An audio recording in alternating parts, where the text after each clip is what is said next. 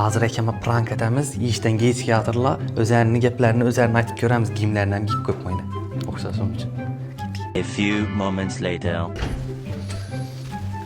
Hovake, şu melesene yediripsiz, 11 bolduk sen. Sen giyimlerimi giyipsen? 11 boldu aytıp geçtiğin işler meskayısı bitmeye. Hemen bolup söyleyeceksin. İşe varmadığınız okşaydan mi?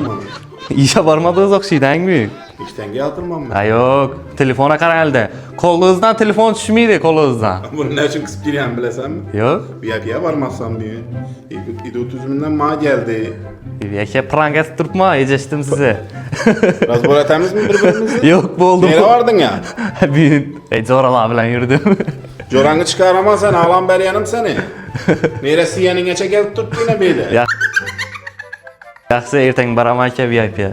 Yürüyen Yürüyün bir- prank video altırtma. Seni bakaman da bitmen 11'e. Sen beni yakasan. Ah öz razboratoriyas gündemeni. Razbor çıkman kalkın. Bilmiysen mi? Şu an sizlerin özünüz giyimiz giyip razboratin özünüz okşap dedim. Okşapsana. Okşadım mı? Sana yaş vaktim sana. Sıfat Ben çizim. razbor eteyim daha senin değil.